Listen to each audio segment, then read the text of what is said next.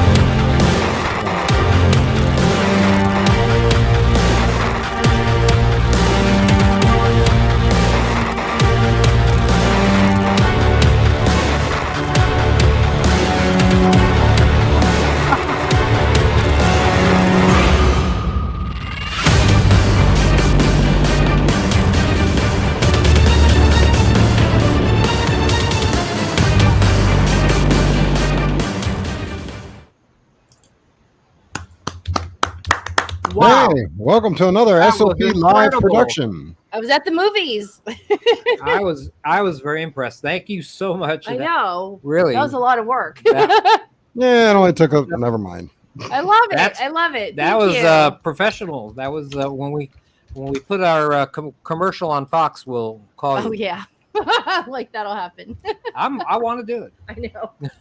You tell me. We before need I to do call it. the That way you sign. can afford to buy 2 new houses to store all the other books. So, right, exactly. That's what we need to do. Oh my gosh.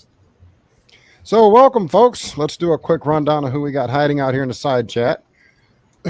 Let's see. Little Miss Mouse Toes was first. Please pick up the mouse traps. We don't want no injured mice. We got Backwoods Law. We got me, got Al, got Gil. Let's see, there's Miss Kaylin Strain. Backwoods again. HPC from Columbus. Welcome. Rob Painless, the Kraken. Got Miss Carol Fish and Lowe's Life. We got Miss Courtney. Let's see, anybody else? Well, we got a bunch more lurking because there's 16 in there right now. Irish USMC vet. Good evening.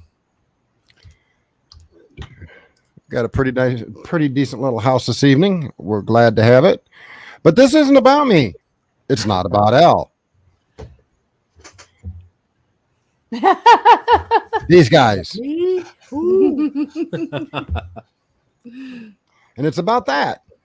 The newest edition. And let me tell you, as somebody who currently has one in his hands, as I've shown,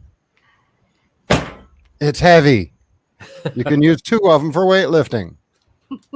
But rather than me try to explain it all, we're going to turn it over to the lovely couple. Whoops, wrong picture. Let's do this picture and take it away, guys. Well, I got to say that we had been wanting to do a new edition for probably a while. No, let's be clear. You have been wanting to do a new edition. Well, yeah. I knew all the hard work it was going to be and the nights that we were not going to sleep for a year or and, so. and it took really about a year. We started this project in last September. Yes, last as a matter of fact, last September, and finished it just in late I know. August. So it took an entire He said, year. To we're complete. home. We're not doing anything. It's COVID. Let's write the book. And I'm like, no. He's like, come on. And he just started doing it. Of course, when he writes, he hands me the sections, and then I edit them, give him ideas, give it back to him. He rewrites it, gives it back to me. So we completely tore that book apart. In fact, we literally tore the book apart because we tore out sections and we destroyed the table of contents. And we probably spent at least a couple of months trying to figure out how we want to set up the table of contents. Because I think that's the key to organization and allowing people to find things very easily in a book is looking at a table of contents and it making sense. So we kind of thought, well, let's start head to toe systems. Yeah.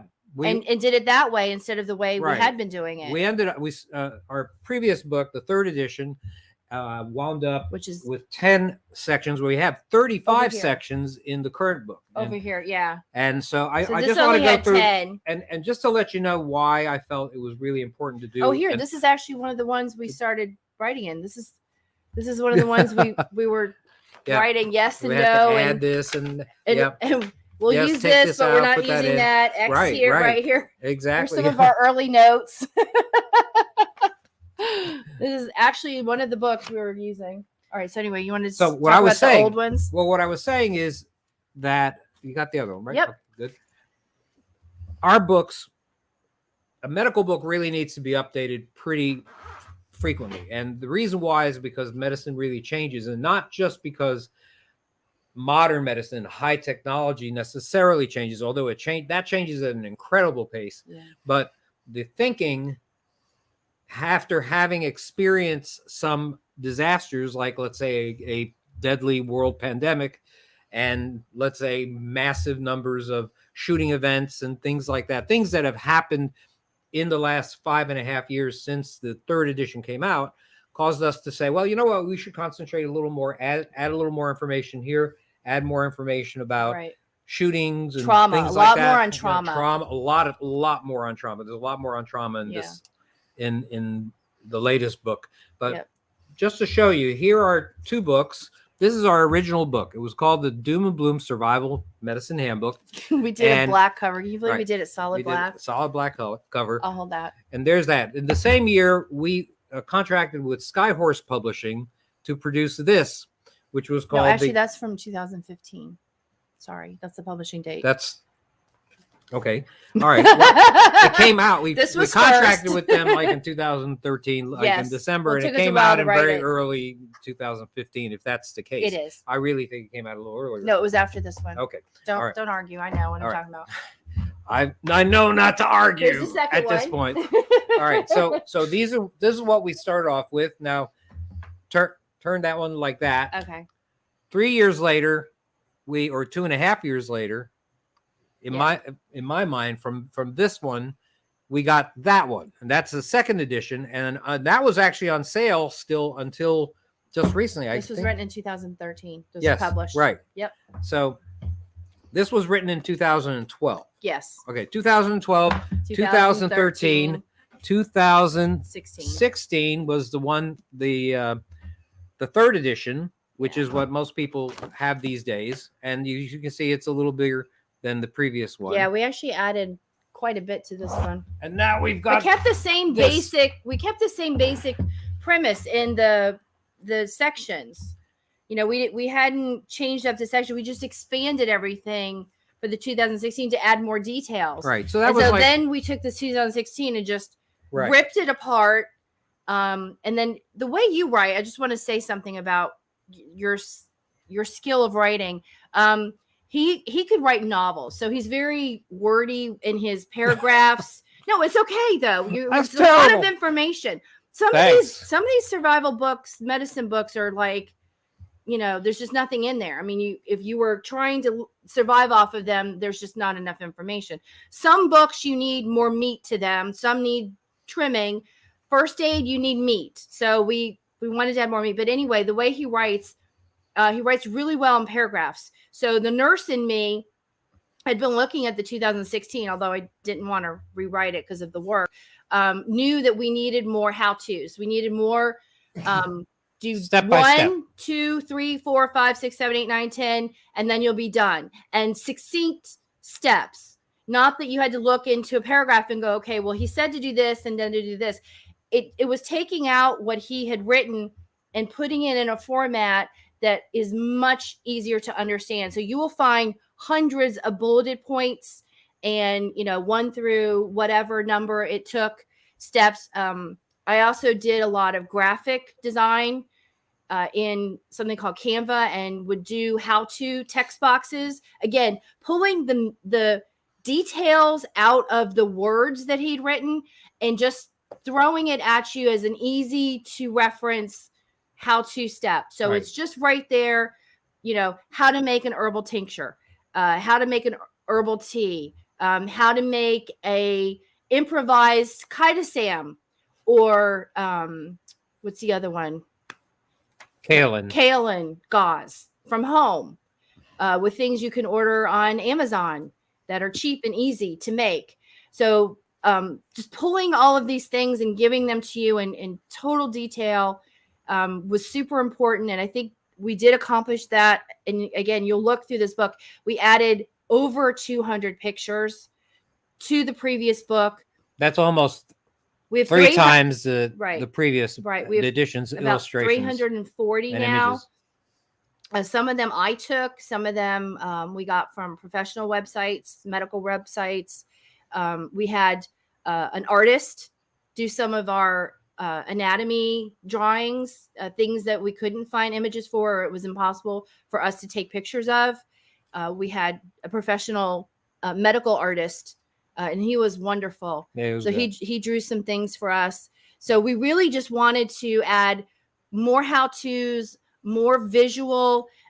You'll notice in almost every section that we talk about, we'll have an anatomy picture. So if you see eye issues coming up, there's going to be a picture of an eyeball with all the parts.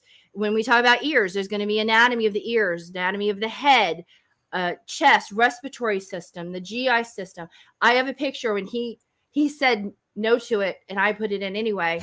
I said, I'm going to put a picture of all the bones in the body. He said, you have to be kidding me. I'm like, no, I am going to do that because I think everyone needs to know. He's like, that's too much. Yes, page 300 to 600 is that. No. So at the beginning, when we talk about,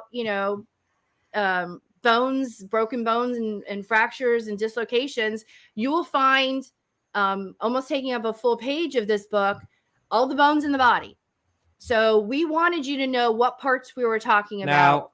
Now, she's talking about a lot of detail, but everything that we write is in plain English. It really is meant for the average citizen. I mean, if you're a paramedic, if you're a surgeon, this is probably a little bit below your pay grade, but still for the average person, this is something that we felt had to be understandable. Yes. I mean, if you have, if you're able to read a newspaper, or read, an online news site, you should be able to understand everything that's in this book. And by the way, that's because you write very well, because you communicated with your patients. I write very well in 5th grade manner. No. It's the fact that you had patients, we had patients, and you were very well adapted to take your medical brain and translate that into something that patients could understand. So you did that very well. That's why you were a very popular doctor. He was, besides being nice, he just communicated very well, and people understood what their problem was, what their treatment plan was, what their medications were. Nobody walked out of an office visit with him wondering what's going on. I have no idea what's happening. He would sit and talk to them. So when you read this, you need this. When you read these books, he's actually talking to each individual person who's reading that book. It's like he's sitting in your living room or wherever it is you're reading, a bathroom, with his eyes closed, talking to you and telling you, what's this about and how do you take care of it and what's really going on in your body. So he tells you what's happening before he tells you how to take care of it. And I think that's important for people to know. We could have just cut this out. We could cut this book down, to 100 pages. Do this, do this, do this, do this, do this, then do this, do this, do this. And then, but you wouldn't understand why you're doing it. So basically, that was important. So basically from 2012, Right. 2013, 14, basically we went from this to this.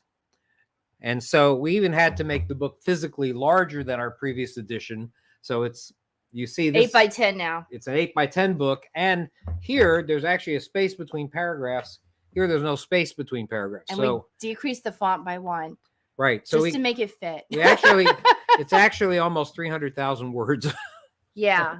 Insane. All right. But It is actually all that's great, big. but that That's in my doesn't whole head. really tell you what is actually in the book. Yeah, And that's talk what I about what's really in need. it. We really need to talk about that. Now, we really went hog wild in terms of trauma. When we not talking just about fractures or But you did- bullet wounds or you did stab go wounds, and longer we with go those. really in depth with those things. Yes. But we added things like eye trauma and foreign objects, like foreign objects in the nose. If you have a kid with a foreign object in their nose, foreign object in the ear, things like that. We really added a lot of that. We added crush injuries, so you can know what to do with regards to crush injuries. And people say, well, the skin isn't broken, so therefore no problem. Well, there's a lot of problems with crush injuries. It makes them very problematic for especially off-grid medics. So we talked about that. We talked about amputations. We talked about tracheostomies and actually that tracheostomy, interestingly enough, is not really what you do in an emergency. You actually do something called a cricothyroidotomy, which is done just a little bit higher than a tracheotomy. But a tracheotomy these days is really used just for people that need it long term. You know what the people with COVID that are in the ICU are getting? They're getting tracheotomies if they're there for more than a certain amount of time on a ventilator. So we talk about both of those. So you actually would know how to do either one if it came down to it. You talk about inserting a chest tube. Right. Well, that's something else we've added. Chest we talked trauma. a lot There's more a whole about section on chest trauma a lot alone. more about chest trauma, not just how to do improvise the chest seal or things like that, but actually how to put together a drainage system and put in a chest tube, because you may be able to inflate temporarily a collapsed lung Here's with that picture. a needle decompression, which we tell you what to do. You may be able to put a chest seal on and improvise a chest seal. They even say a credit card, Right, here's the drain. but that's all temporary stuff. That person's still going to die unless you do something to allow that area to drain, blood and air and things like that for the long term, not just very temporary. So we talk about doing the way to do that is the chest tube. And so we talk about exactly how to put together a system using simple bottles and tubing to put together a chest tube drainage system just to gravity. So this is especially meant for the off-grid medic. We also talk about how to deal with people. Let's talk about chest again. Let's keep talking about chest for a second. I just want to show you these 4 pictures. On, I don't know what side you're seeing it. Over here is how to put in a decompression needle and your locations here, what the needle looks like. There's a new gadget from Sam Medical called Thoracite, and this goes up underneath the arm, whether it's left or right. You flip this, and then it gives you the window of exactly where to put it in. And then we show different chest. And I'm glad you mentioned that, because Thoracite is one of the brand new technologies that it's simple, has absolutely no requirement for power or anything like that, but actually increases your chances of successfully inserting putting in a chest tube and decompressing with a needle a person with a pneumothorax. So we talk about that. We talk about IT clamps. We talk about zip stitches. We talk about all sorts of stuff that didn't exist at the time that the previous edition was published. And the previous edition is still an excellent book. I think I would think that, wouldn't I? It's still a good book, and seems to be still selling, even though I wrote in big letters there is now a new edition. And you know what we did with this book? This book's bigger, heavier, a lot more information. Well, it's exactly the same price as this book. As a matter of fact, it's $1 cheaper than the old edition right now on Amazon, if I remember correctly.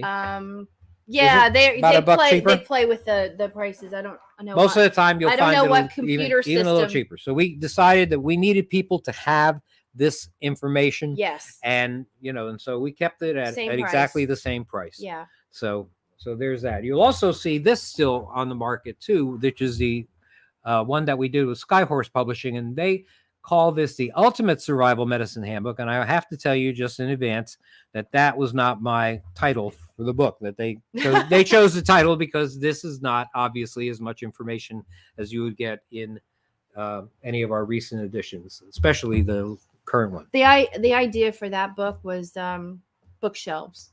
They knew the exact size, and they print all of their books around that many pages, so they had a max number of pages. Yeah, so if you can imagine our brains like zipping out when we've got thousands and thousands of words we want to put, and we only have this much space. Yeah, they said that. They're like, okay, we'll take this chapter out, and Joe and I were like, no. Book has to be this. 300 pages, 280 pages. That's what we need. That's like the impossible thing. I mean, but even that's still. I can't imagine now going from this huge book down to that. Right. I don't think I could do it. I don't think I could do it. The thing is, Joe and I want to give you guys everything. And if we did that, we'd have a stack of these books. We want everything that we've thought of, that we've come across, that we've designed or discovered from our old medical books that had been used before and is not being published or out there at all anymore.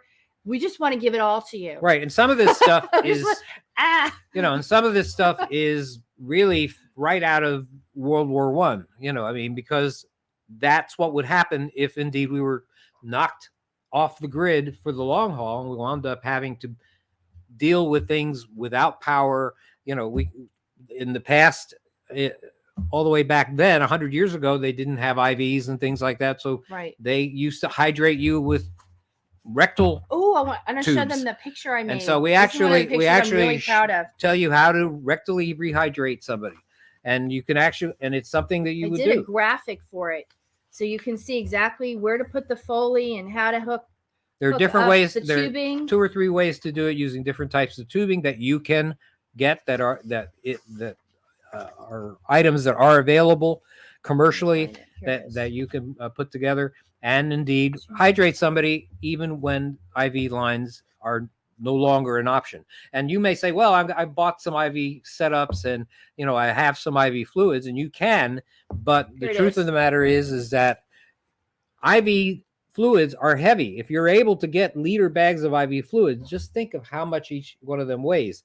I mean, I have a case of IV fluids right here, and lifting it up, I mean, I'm an old guy, but lifting it up is not fun. If I had to, and indeed that would probably be enough for one person to rehydrate one person over the course of 36 hours, maybe 48 hours. If you're the group medic for, survival community, that's not enough. And how are you going to carry it? I mean, you need to have a truck to carry the amount of fluids you really would need. So rectal rehydration can be done using regular water. It doesn't have to be sterile. And unlike IV fluids, these days are. And so we really have brainstormed to try to figure out what to do off grid if you were in a true disaster setting. Right. But mostly we want you to read the book. I think that's one thing we didn't emphasize so much in the first part of the 3rd edition, is that we didn't emphasize read this now, read this now, read this now, read this now. I think we actually put the words in this 4th edition several times in different places in the beginning, and also through the book.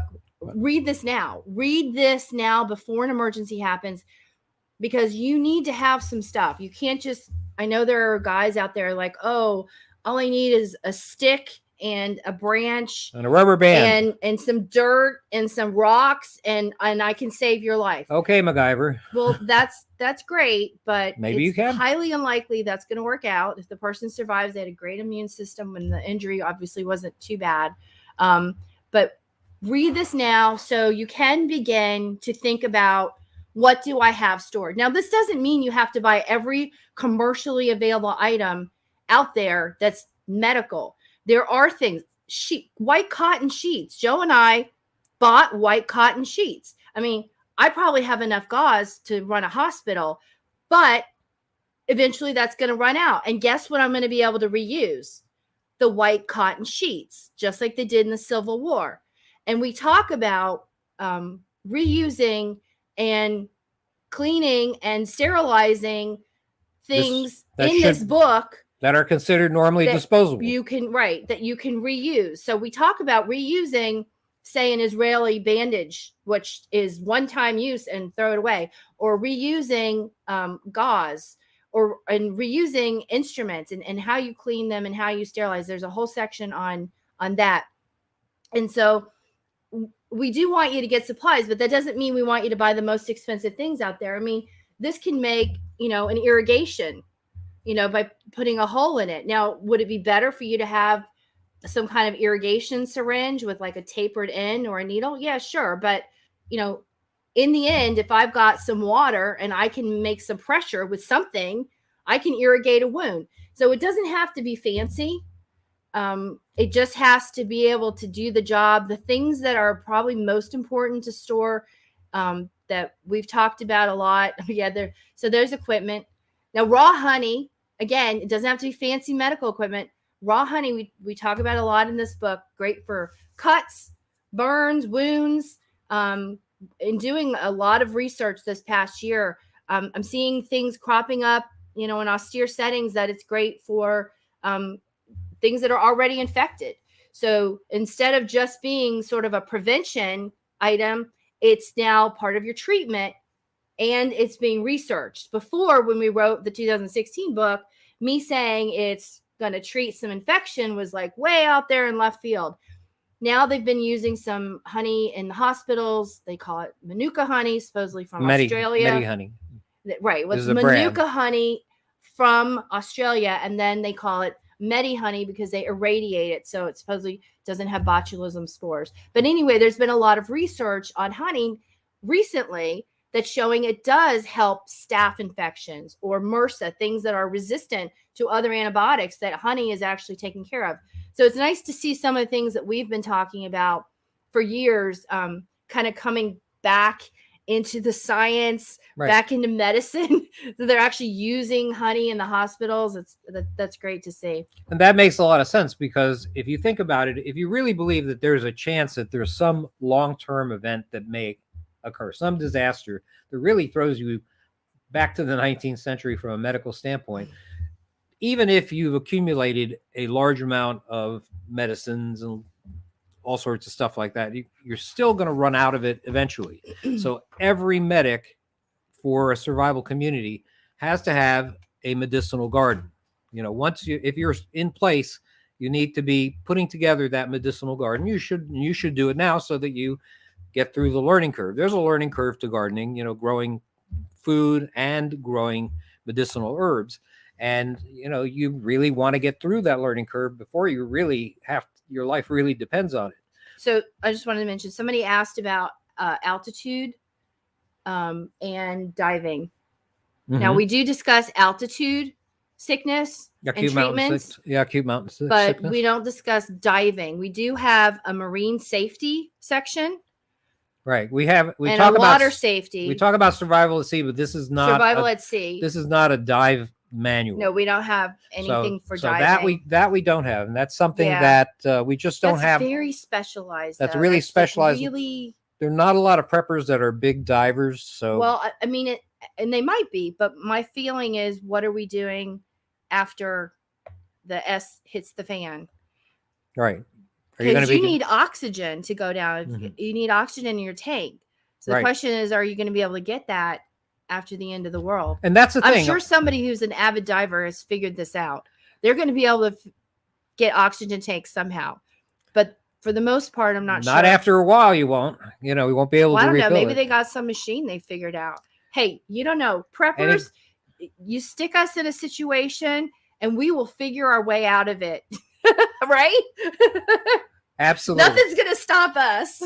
But that's the thing. A lot of people have this mindset that, well, let's see, I do this now, and so I'm going to be able to do this after something happens. And there's a lot of stuff that you're not going to be able to do. You might be able to save somebody who's, gut shot, or shot in the chest. I'm trying to read. What? No, I'm just trying to read my eyes.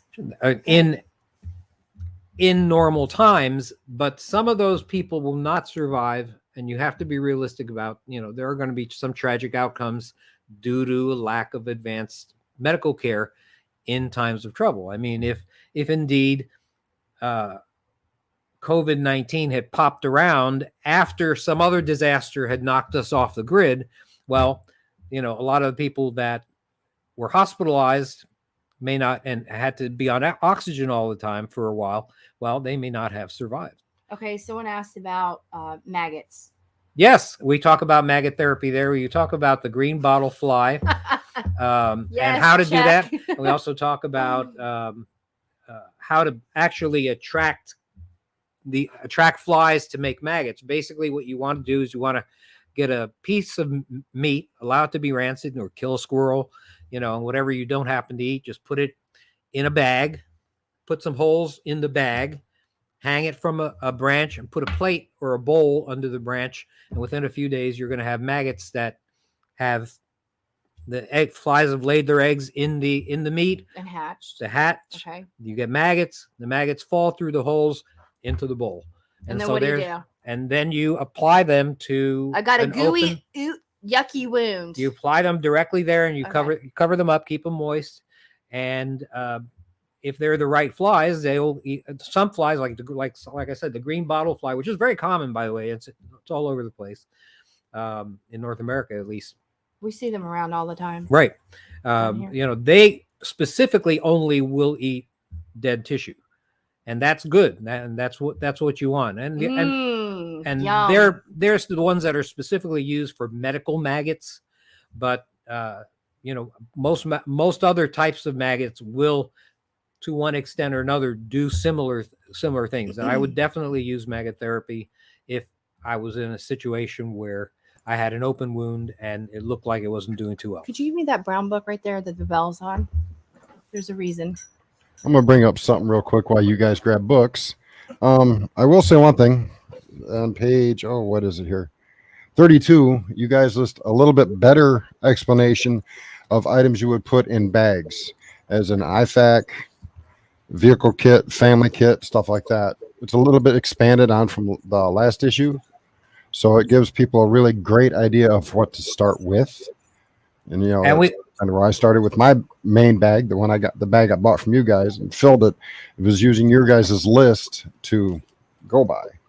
And I'm glad you mentioned that, because we specifically wanted people to know what they what they should have if they were on the road, what they should have if they're in a vehicle, what they should have if they're a nuclear family, and having to be on their own, and what they should have if they're the group medic for an entire community.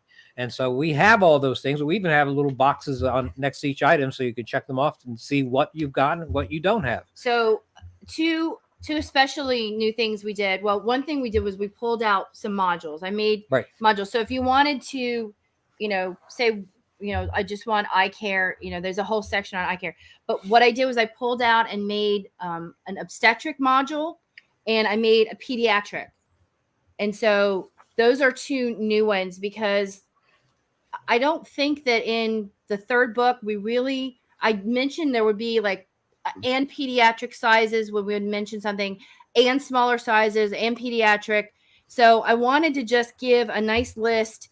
If you're someone who has a lot of kids or expects to be around a lot of children, to really focus, you can go right there, and that's your pediatric module. So there's one if you're going to deliver babies, and there's also this pediatric one. So it just depends on the ages of the people who are going to be around you. And I don't think I had separated out the natural remedy module as much last time either. So we did, and we did put those boxes so you can check it off as you get things. So it makes it a little bit easier rather than just bulleted points. But I want to address one thing that people keep asking. I've seen it mentioned. I have 6 reviews on Amazon, and 3 of them mentioned this PDF. So this is my experience with a PDF. So we did this book. Again, I think it was 2011 or 12. And we didn't do a PDF because in our minds, we said, well, you need a physical copy because books, and I want you to understand how old this book is. It had to be rebound because it is so old. But guess what? It's still here. Even though it looks like this, okay, worn and yellowed and tattered. The same way it looked basically in 1850. Yeah, 1856. Okay, 1856. That's no lie. That's the date right there. So, 150, 160 years ago, that book was made and it's still here. So we had published this one. We begged, please, everyone, do PDF.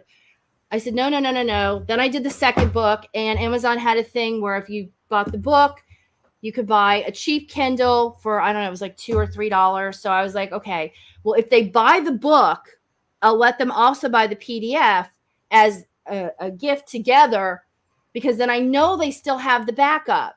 And so it was my way of feeling, okay, you've got a physical copy. I'll let you have a PDF. But I know even if all your computer dies and your Kindle dies and your solar chargers die and it's been 10 years and all the electronics are gone and it's just your physical book, that you still have it. So I was okay with that because they had to buy them together. It was not sold separately. Literally within 5 minutes of it being on a PDF, it was stolen. Our years and years of writing and hard work and sleepless nights was just up on the internet, on torrents, for free. People were selling them on eBay for the same price of the book. I'm sure they scammed a bunch of people who thought they were getting a book, and they ended up getting a file and were mad, probably at us. So I said, I'm never doing another PDF. I just, Or it ebook. infuriates me that happened. So I did the 3rd edition, and that one did not get stolen, but the second one's still out there. Because we didn't do an ebook. No, I didn't, and I won't. And the original reason I won't do it has nothing to do with it being stolen. Has to do with me wanting you to have a physical book. Because when the electricity goes down and your computer's down and somebody's sick or bleeding and you have to take care of them, I need to know that you have a physical book and that my words that are in the cloud or whatever that is up there are not out of reach for you. You have that you have the book. And I'm telling you that this book will still be around and you will still be able to use it, because the human body is not going to change. 150 years from now, just like this book, if this is given to your great grandchildren, they can still use it because they'll still have, hopefully, arms and legs. Because we haven't been and antenna that we haven't been turned into some mutants from this antenna and this whatever virus comes up in the next 50 years and changes us to have like a 3rd arm or 4 eyeballs or some crazy thing. Well, but anyway, I want you guys to have the physical book, and I'm very passionate about that. And it's been like this for me for 10 years now, because we started writing the 2012 book in 2010. So we want to be true to our roots. Need you to have a book. If you want the information, I'm sorry. I know it's easier in a PDF, especially when the book has gotten this big. But in the future, I do hope to write a little bitty guide. So something you can stick in a pocket or in a very small medical kit. Just won't be easy. Just the little dots of the do this. I'm not going to tell you what you have or why you have it or a whole bunch of details. It's just going to be, okay, you're bleeding, do these things. Okay, you've got a fracture, do these things. And just absolutely bare minimum. Thank you, Kathy. 100 pages. So, in the future, I hope to do that. But in the meantime, this is what I feel that you guys need to have is a physical copy. That's me. Go ahead. Well, but she doesn't feel strongly about I it. do. Actually. Very strongly. It just makes sense. If you believe that there's a possibility of something like this happening where you may not have access to ebooks and things like that, well, you want to have a physical copy. And so I think everyone should have a library. I mean, maybe not a library like we have here where we have, hundreds of books from the 1850s, but, a library with stuff and information that you could use if the lights go out. Right. I'm trying to see if there was a question. Well, I'm going to say one thing. Yes. You put that whole bunch of stuff in there about birthing and all that. Yeah. This old man right here ain't going nowhere near any woman giving birth to no kids. Nope, ain't happening. Until you have Y'all to. find somebody else to do that, because I've been in the hospital twice when children were being born, one of my own, one of somebody else's. I did not like the rhetoric that spilled forth from her mouth directed at everybody in the room. So Yeah, somebody all else your can go fault. deal with that Yeah, part. It is. And it is all your fault. But you know what? That's the thing, is that we talk about some uncomfortable stuff that, a person may say, yeah, I'll take care of people and make sure they stay healthy in times of trouble. But the truth is you may have to wind up doing a lot of stuff that you're just not comfortable with. If you have somebody who's been exposed to the cold, is hypothermic and is freezing cold, you may have to take your clothes off and spoon with them and cover yourself with a blanket. And it may just be maybe all you have that you can do. And that might save a life. So Right. The truth is that there's a lot of stuff that you're not going to be comfortable with, that you may be responsible at, maybe just part of your job description. And you're just going to have to deal with it. So Either that or lose a valuable member of your group. So there's a question Uh-huh. that neither of us have the answer to, but I want to Oh, say, well, I just want to address it because they're asking about it. okay. Apparently, I knew this family went camping and they found them all dead. Did you hear that story? Did you No. hear about that? Okay. No. Yeah, it was like a husband and a wife and I think a couple kids and the dog too. And they went missing and they found all of them dead. Now I had not read that there were any injuries, so I thought, well, this is really strange. I was thinking maybe some methane burp from the earth, because that's been known to take out people Because of with this carbon gas. dioxide. Yeah, Well, it could but also be. I'll tell you what happened. I'm going to Oh, tell you you know what what happened? happened. I'm reading it right here. Oh. And we don't know anything about this. Blue algae toxin poison. Hmm. So how they found out that, they must have, I don't know. It was in the the water water right near near them. lungs. It was in the water right near them. Oh, Interesting. they drank it. I was wondering if they inhaled. They all drank it. Yeah, they tried. Evidently, they had boiled it and to try to sterilize the water and drank it. Huh. Oh my god! And so you're saying that they correctly boiled the water. They did everything that they should have done. Still there. Well, the question is, those people are dead. So they must have found evidence of water in pots that showed them that where they had got, like maybe leftover water from the pots. Mm-hmm. They could tell it had been boiled. Maybe. Yeah. Wow. There was something out there on the news feeds about it. When they boiled it, it concentrated the algae toxins. Interesting. Oh no. Yeah. Well, that's thing. That's See, so horrible. the thing is that the toxin is not the organism itself. It's a byproduct of the organism. So you can kill the organism and still have the toxin. Oh. And so that's a horrible story. It also, interestingly enough, if you had just told me about it, I would have wondered if it could have been a lightning strike, a ground strike. If you happen to be near, you don't have to be hit by lightning to be killed by it. You could be near it, and actually, if everybody was around, let's say a tree that was hit by lightning, if you're close enough to it, it's possible that you can get enough of a shock that it could kill you all. I am. Yeah. So Evidently, they found a cup with the liquid still in it. Oh wow! Where the father had been drinking it, and when he went down, and it was still in the cup. Wow! It happened that fast? That's kind of what we're gathering from the news articles and stuff, reporting on it. Oh my gosh! I'm going to read about that I'm because so sad. It was 2 more hikers and a dog, Al said as well. Oh my gosh.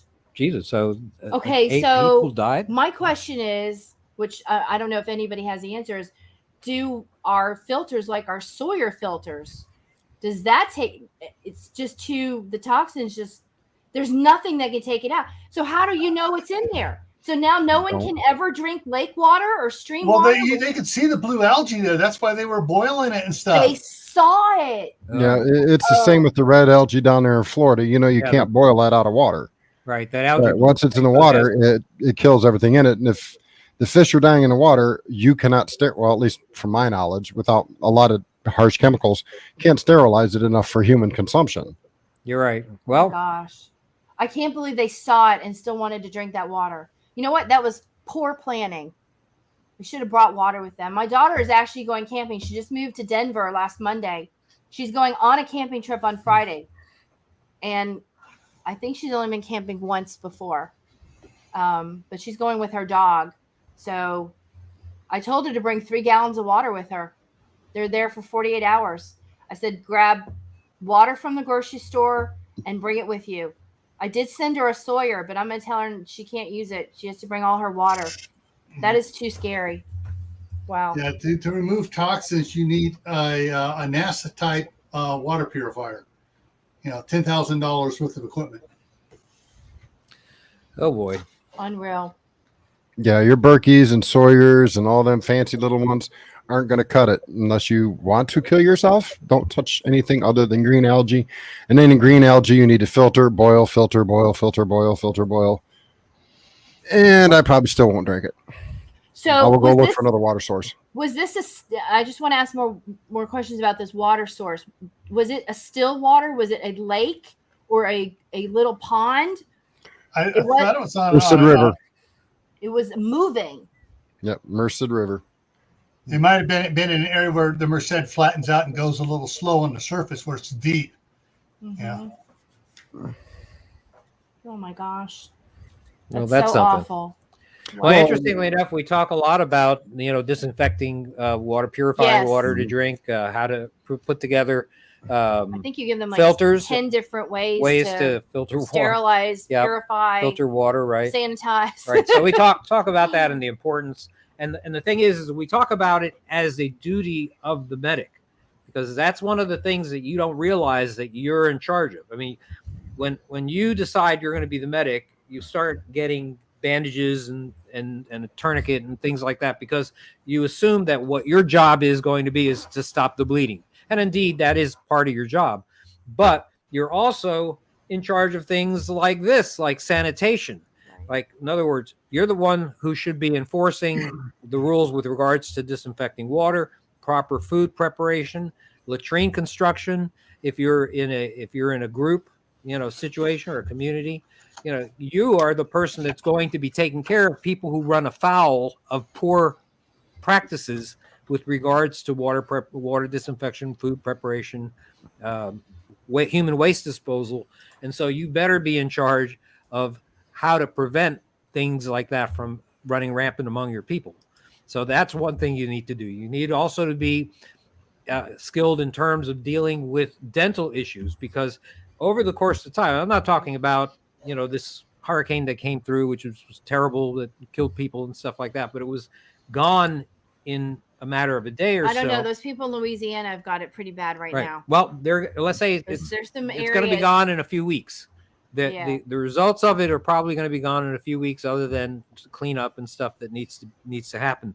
But and those people don't need necessarily a dental kit, but dental supplies will be very important once a few months roll around and people start having issues. During Vietnam, the medics at sick call reported that about 50% of the people presenting to them were there for dental problems. So you're going to need know how to deal with toothaches and how to deal with, a lot of dental problems, tooth abscesses and things like that. We talk about that in detail, and there's not a lot of medical books or first aid books, certainly, that will talk to you, that will discuss that in detail. And that's what we really have expanded that as well in this edition. We do talk about vermin control, We Oh, actually yeah. have a picture on rat traps. Right. We talk about how the diseases that you can get from, let's say, rodents. Yep.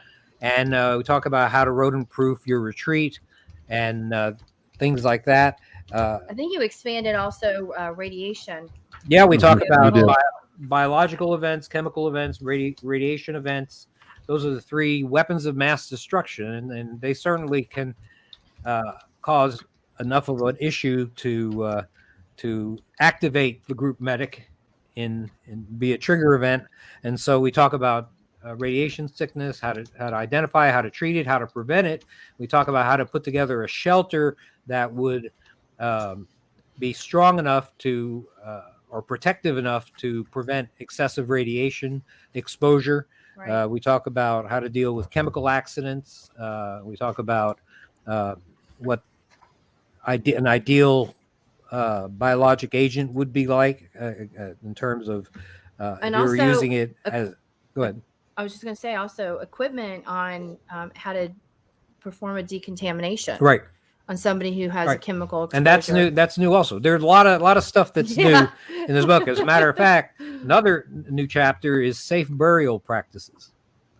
And so in your situation, medic, you're going to have a number of people that may not survive the things that they present to you with, not because of your lack of skill necessarily, but because they may just be too far gone for you to be able to do anything about.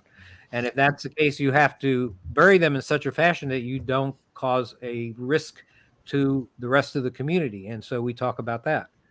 Oh, you know what I else? had a question here. Yes. Uncle Al's asking about vermin control and bugs. Right. I thought I saw the bugs in there. Oh yeah, we did. We just mentioned the vermin was we talk about rodents mostly. Yeah. But in terms of insects, we talk about insects and we talk about arachnids. Ticks, for example, are arachnids, not actually insects. There's a whole spiders, section on kissing bugs, lice. Oh my gosh. Bed bugs. We even talk about bed bugs. That's one of the longer lists, actually. Yeah, that is a long. That's a long list. So if you, what else do you do? I think it's back here. We talk about boosting the immune system. Fire ants. We talk about. Here's all the animals. Animal bites, stings, and other issues. Wasps, bee stings, hornet stings, chiggers. Well, that goes right into where I was fixing to talk about was the section on allergic reactions and anaphylactic shock. Right. And we go in depth with regards to that, and we add some new information, things that we didn't know at the time of the last edition, and that's why updates of these books are so important. For example, an EpiPen, a study came out, and it was definitive enough for the company to actually change its policy that says that you can indeed use expired EpiPens. Now, usually, even I say that liquid medicines don't last long in terms of potency after their expiration dates. Most of the time, when I talk about expiration dates, I'm talking about things in pills or capsule form. But they found that even EpiPens that were expired for up to 3 years had about 80% effectiveness. And so indeed, even the company itself that makes EpiPen tells you that you can use expired EpiPens and, just have 2 of them available in case you just have to use both, which is actually even good advice when it comes to even fresh EpiPens.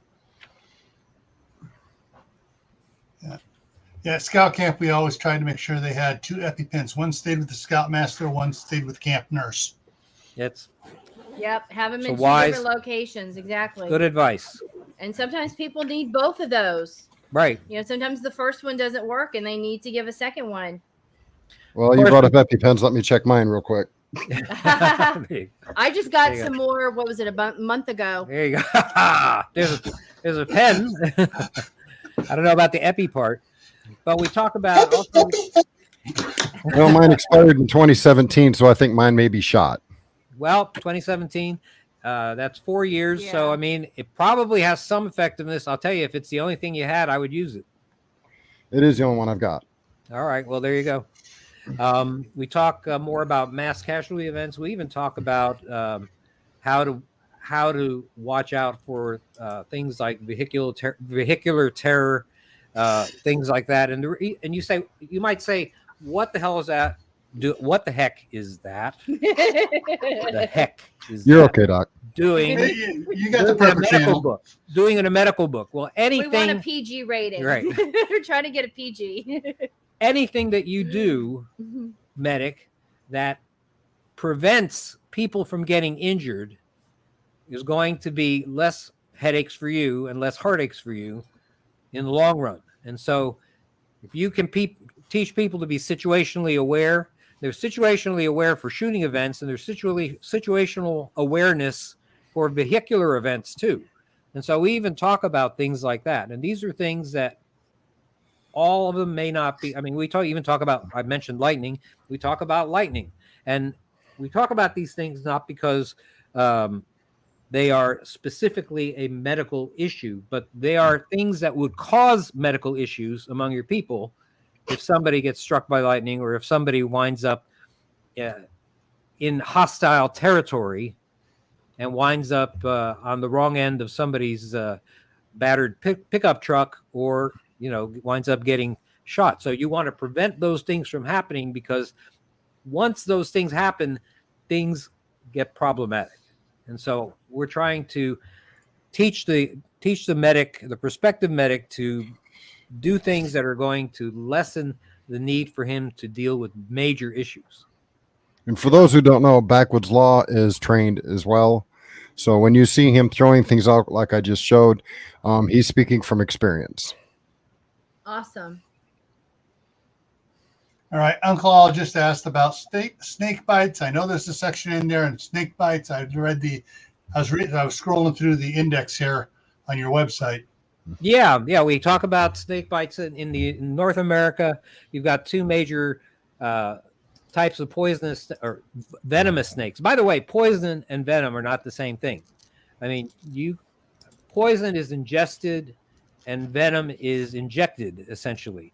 And so theoretically, you could actually drink snake venom without dying. In my coffee? Yeah. And I'm awake. I wouldn't suggest it. Don't mess with I our wouldn't coffee suggest now. I know, right? The two types of poisonous snakes, everybody knows: the pit vipers, the rattlesnakes, and cottonmouths, and copperheads. And they also are the elapids, and the elapids are coral snakes.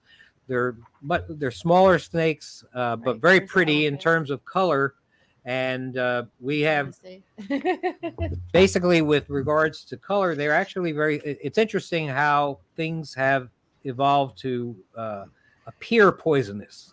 That things like king snakes, which are non-venomous, actually have a pattern on them that is very similar to a coral snake. So much so that you have to actually remember a little rhyme to tell the difference. And the rhyme is the rhyme is, my God. Red. Let's see. Here it is. Red touches black, No, venom here. Oh yeah, that's part of it. Red touches black, venom it lacks. Red touches yellow, kill a fellow. So that's it. If the red bands touch yellow, then it's probably a coral snake. If the red bands touch black, it's probably a non-venomous king snake.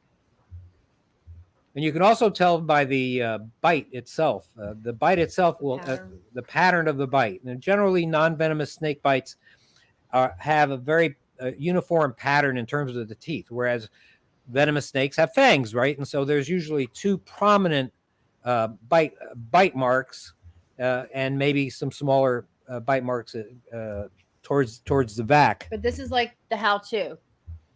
Clearly, treating snake bites. Of course, of course, getting the color version of the book is probably better with regards to this. Although you still can tell the pattern, you can still tell the difference. Can tell it. The most, I'd say 99% of these black and white pictures came out really good.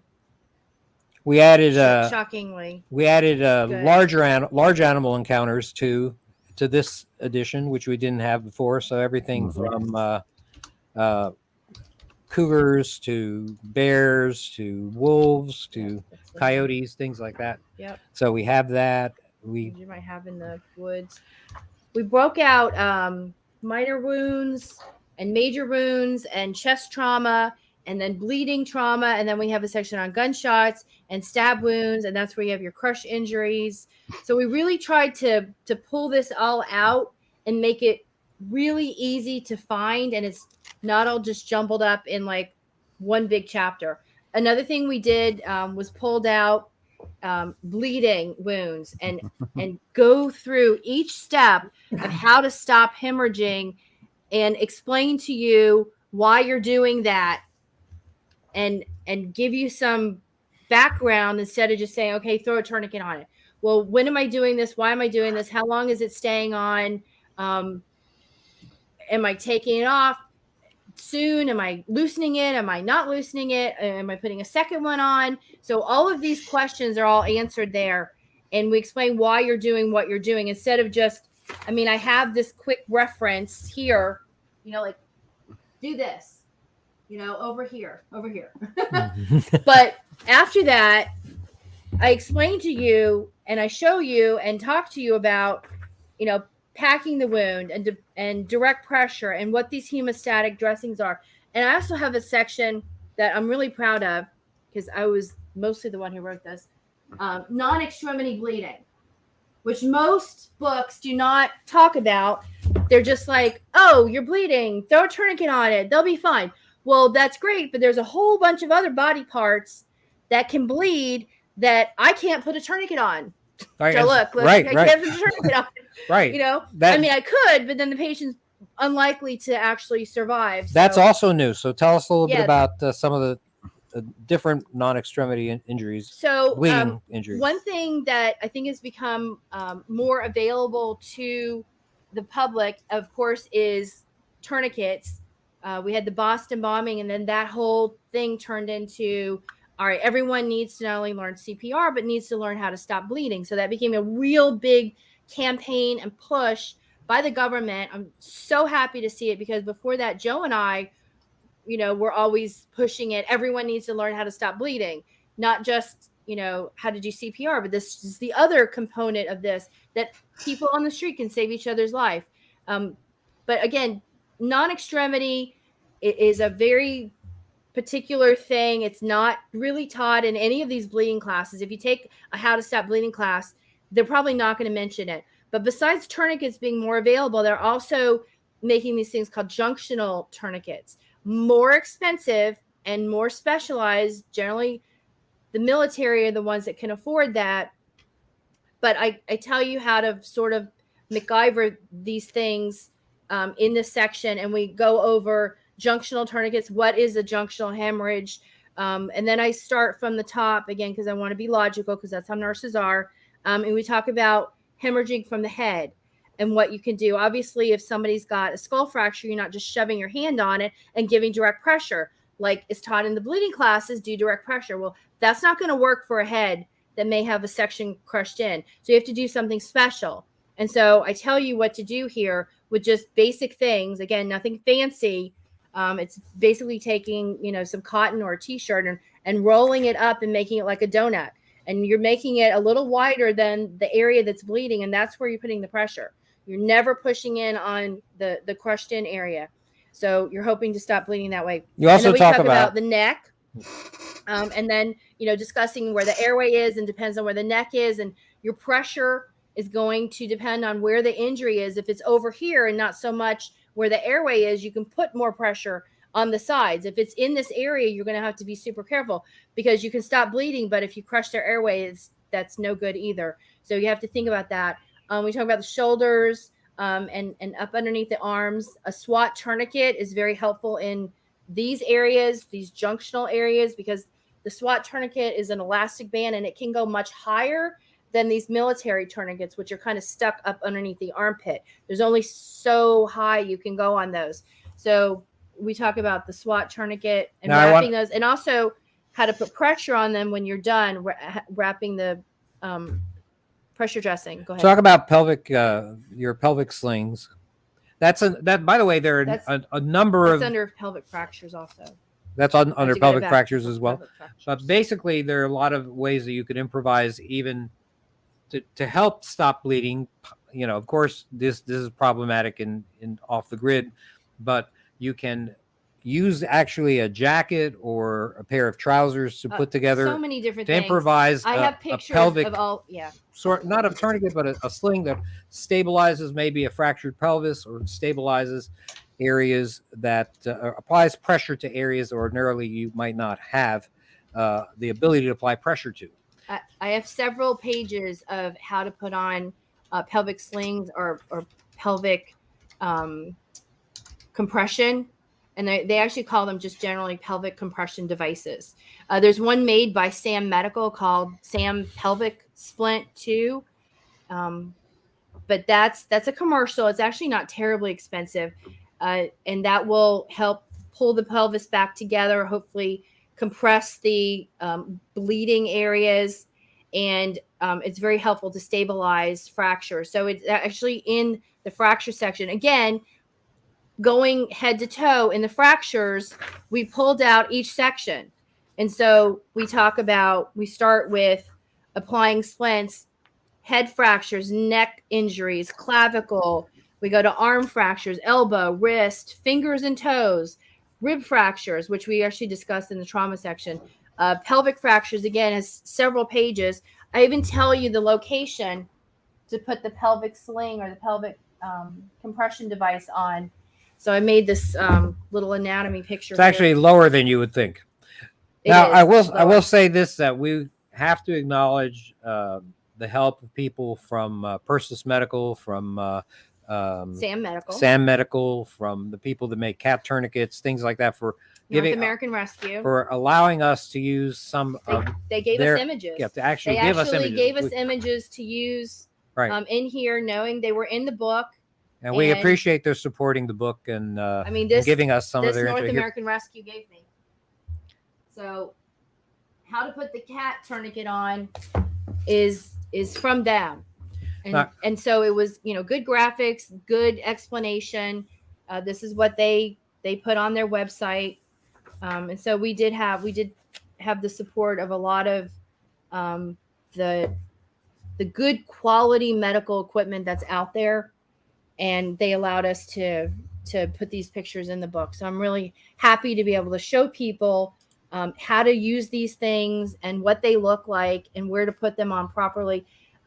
The Sam pelvic splint is great if you have it, but I also have a picture of 4 different ways to MacGyver, and within the instructions of how to apply the pelvic compression device, I tell you all of the different things that you can also use using sheet, a sheet and telling you how wide it is and how you need to pull it, and putting a stick or something solid in the middle and twisting it like you would a tourniquet. You need to have extra pressure and then tying that down. I see Backwoods actually mentioned that already. What? the using a sheet. Oh yeah. Right. That's in my picture. I also have good one, Backwoods. I also have a MacGyver for using triangular bandages, the Mylar. We talk about using a Sam splint, which is very malleable, and folding 2 ends and making loops. And then you can either tape them down, but actually what I found when I was using on myself is if you folded the loops down at the end of the splints and you put that up against the body, when you put something in the loop and pulled it together because of the pressure, it held the loop. So although they show to put duct tape, or I show to put duct tape on there to hold it down, you don't have to, because I found that it held, because you're putting so much pressure pulling it together. It keeps it from pulling apart. I also have one using 2 tourniquets together, and I didn't just use 2 cat tourniquets. I actually used a Sam tourniquet. They call it Sam XT tourniquet, and I use a cat tourniquet. Put those 2 together with a Sam splint, but you can use, some thick material. What it is, you just don't want a band. So a tourniquet's not wide enough for pelvic pressure. You need it wider. You need it about 5 or 6 inches. So the Sam splint is just wide enough to give you that pressure.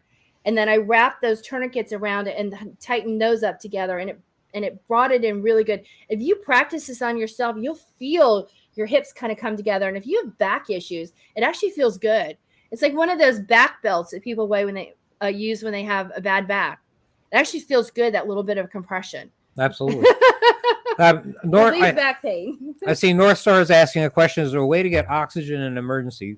There are oxygen generators. They're a little bit pricey, but and you do need some kind of power source for them. But they do generate oxygen and basically can be used. They're things. They have the smaller ones. They have the Inogen.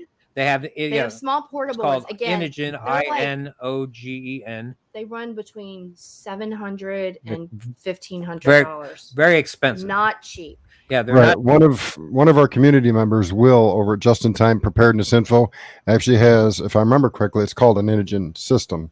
He's got a portable O2 machine. Right. And indeed, it just takes the air, concentrates the oxygen. Yeah, Inogen is one of those. Yeah, it's just an oxygen concentrator. Right. I will say that there are oxygen canisters that look like spray cans, except with a little face mask on it. They're called Boost. These things claim to give you like 100 breaths of oxygen, so very short-term things. I can't say how effective they are. It seems to me that they wouldn't be much of an answer, in general. Maybe they might be helpful with altitude sickness, very temporarily as you're moving back down in altitude. Yeah. That's which is basically the real treatment for altitude sickness is get down in altitude. Now you might be able to get some cheaper ones on eBay, these oxygen concentrators, but for the most part, they're darn expensive. I mean, I'd be worried about a used one on eBay. Well, they do have new ones. You just have to keep an eye on, I guess, the reviews. I don't know where I bought mine. I did actually buy one from eBay for my dad because last year I was worried about him getting COVID because he's getting close to 80. And I was like, this is, of course, before, we knew much, but I knew that they needed oxygen if they got sick and that their hospitals might be overwhelmed. So I bought them one. Here's prep for it. Actually says that Boost helped him. The Boost canister helped him temporarily with altitude sickness. So there you go. Oh, good. So that's an option that you can find. I mean, at Walgreens. I don't know if you have a Walgreens where you guys are, but Walgreens is a pharmacy, so probably any large pharmacy would probably have. What are you finding for $300 to $400? The oxygen generators? That would be a darn good price. I'll tell you that. I think my dad's was like $600 that I bought him. Well, they're probably different models, I guess. Oh yeah. Oh my gosh. And like I said, Inogen is the most well known. But I think those people are used to getting reimbursements from Medicaid or Medicare, I should say, Medicare. So they charge a lot, but they get reimbursed a whole bunch of money. So that's she said that was on Amazon, not eBay. Yeah, but that's an oxygen generator, I guess. Okay, there you go. That's good. Maybe they're coming down in price because more of a concentrator. Concentrator. Sorry. It's kind of like back when we did the whole thing on the UV lights for sanitation. Right. But maybe 2 months later, the prices started falling out of those, and because people really wanted them, and they figured they could sell more at a lower price, and they did. Right. Plus, a lot more companies started selling them. Mm-hmm. So you found a lot of UV lights within air purifiers than we had done before. Now, we've always had air purifiers with UV lights. I've used UV lights well over 15 years at least, because we had them for our fish tanks and our pond. I always made sure that our filters had built-in UV lights to cut down on, because I live in South Florida and the sun is raging on my pond, and me and algae were like fighting, and I finally won with UV lights. Now I don't need UV light out there. It found some natural balance and the water's just clear because I have a lot of water lilies in it. Got to have plants and the right amount of fish. But anyway, so I've been using UV lights, but the UV lights last year in air filters were insane, even like little ones. And then everyone started making them, and now they're all over the place and they're cheaper. So you got to be careful though. Some of those UV lights, they were given their nanometer ratings and they were off. Oh They yeah, weren't in or the they were right- they using weren't in the those right frequency. LED. They were using those LED blue lights, which is ridiculous. Yeah. Damn, that's terrible. Yeah, that you weren't getting the right kind of zapping going on there. Literally. Oh. Dave, I'm going to slip on out of here and get mine set up. All right. And there I'm dropping the link. Come on, drop. There it goes. I'm dropping the link to my live stream, which starts in about 15 minutes. And so I will see those of you in the side chat over there, hopefully. Tonight's topic of mine is items you should already have in your preps. And This book being one of them. Yeah, this book being one of them, as well as the one that has the antibiotics in it. Thank you. Well, thank you. We appreciate it. All right, so I'm going to slide on out of here, and I will see those of you over there. Come on over there in 14 minutes now. All right. We'll make sure that they're there. All right, and I'm going to drop a link into their Instagram page, because you know what? A lot of the stuff that she's talking about, like their garden and stuff, she posts pictures up there, and it's full of information there too. So, you know, yeah, it's social media, and yeah, we all have our issues with social media at this point in time. I recently got banned off YouTube for a while. So, yeah. What happened? If I can ask. I told the truth, and YouTube didn't like it. I got a 1-week suspension. I've been in Facebook jail a lot. Yeah. we've enjoyed Facebook jail. Yes. Oh well. I'm hopefully properly rehabilitated. You know what? Yeah, I'm not. I don't know. Facebook I don't know though. If Facebook and Instagram could just fade away, that would be a wonderful day for everyone. You're right. So, folks, you know, this may sound like a sales pitch, and it kind of is in a sense, but I stand by my following statement. If you don't have their books, and they've got a few of them, you're missing out on key information. If poop hits the oscillating device and you need to know how to do something, you don't have a hard copy of the book, well, just kiss your little tushy goodbye.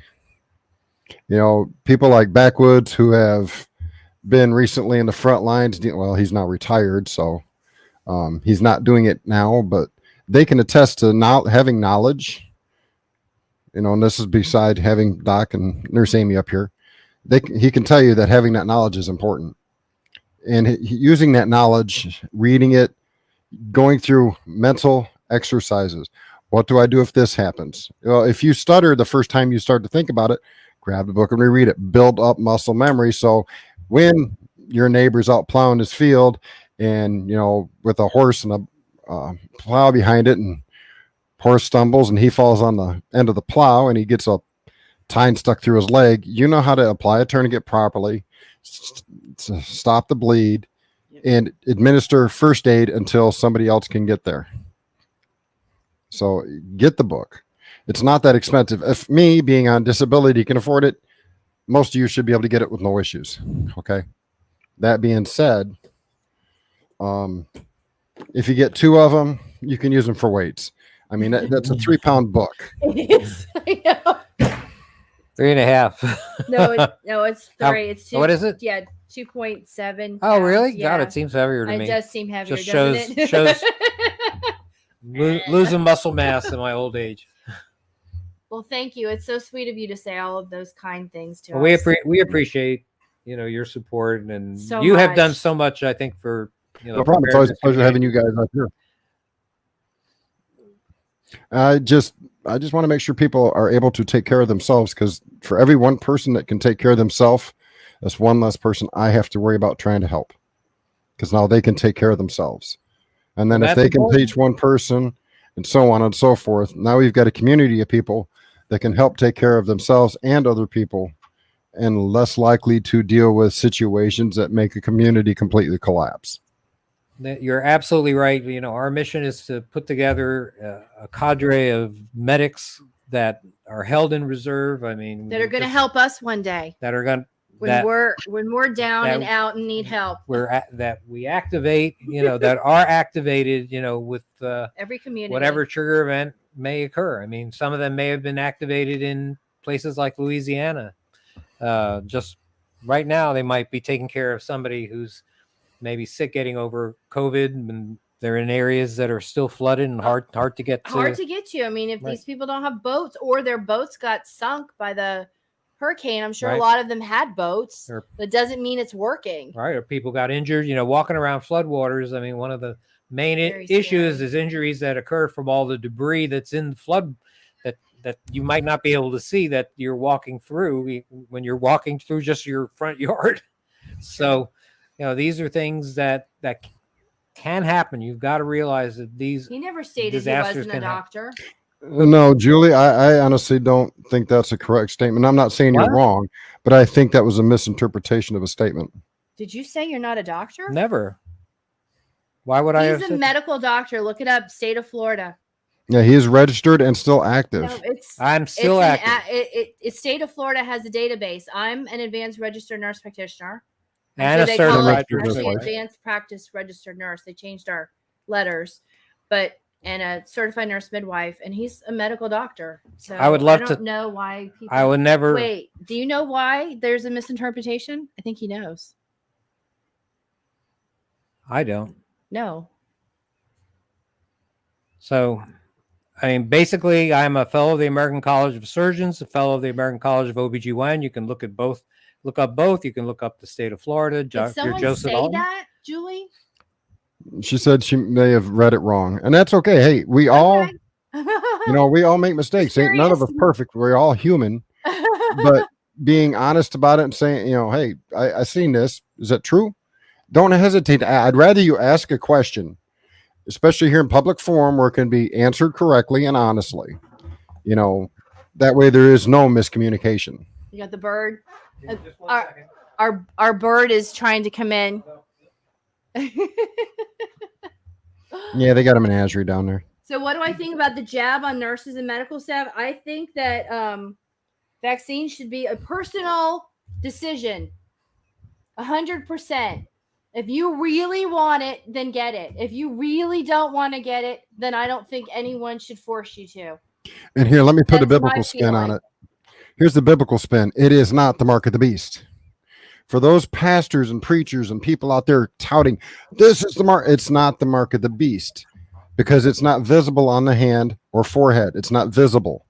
Okay. So it is a type and shadow thereof.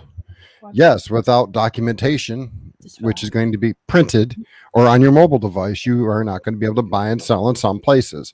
It is a type and shadow. It is not the actual mark of the beast. I agree with that for sure. But there are people who are legitimately having medical issues after vaccinations, and I don't think that's being paid attention, and that's why people are getting shut down on YouTube and people are getting shut down on Facebook.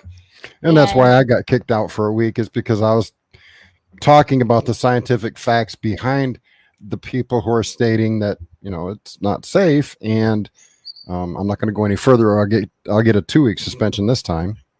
But I personally can't. I have enough medical issues I'll do it. that I cannot take it. Let me make you big. Whip. There you go. All right, one last thing. I just want to go ahead and show you this, just so that there's no question. That is my state of Florida license, medical license. So Yeah. I hope that ends. So anybody that ever says that again, you can shut them down. That's crazy. Yeah, someone said So- maybe it was someone trying to. Yeah, they said it was Wait, Garvin who said I it. want to say one thing, that we are so blessed to have the support of so many people, and there's and so few people that really seem to have it in for us. But that doesn't mean that we don't have some people that for one reason or another don't like us. And so in that circumstance, this is not actually the first time that somebody has said that. No, And but that's usually why it's another doctor, which is the weird thing. You Well, know, the it's first somebody else time that's that done I a website or something like that. first time I seen you guys get hammered real hard was a couple years ago when you guys first came out about fish mocks. Oh yeah. And boy, you guys got hammered hard back then, and that's when I started kind of paying attention to you guys. It was way back then. Well, you know, So I've been a secret admirer for a long time. well, we appreciate Thank it, you. and we indeed we go outside the conventional wisdom, and that pisses a lot of people off. At least people that are in the conventional medical infrastructure, and yeah, they'd love to say that I'm not a doctor or whatever, but now, you know, there you have it. You see that I have an active medical license, at least until 2022. You know, It'll be and then I'll renewed. have to take You my have to do do your my CEUs. right my continuing medical education, There you go. and then I will be. I'll probably expire before my medical license expires. No, I won't let that happen. Careful there, backwoods. Yeah. Oh, Dave. All right, I'm gonna go ahead and cut this down, guys, so y'all have Yeah, a we moment want to everybody go. to go visit Gil. Go Yeah. see what Yep. Gil's doing. So I'll give you guys a chance to go visit the little boys and girls room, grab yourself something to drink. I have to go refill my coffee cup and put my foot in my kid's butt to get him to bed. So All right, sounds good. parenting Aw. never You're a ends. good dad. Aw, So, he's lucky. All right, thanks for having us, Dave. We really appreciate it, and we I thank appreciate you everybody guys coming for up. checking in. Thank you very much. I appreciate it. So y'all have a good one. We'll see you over at Gil's.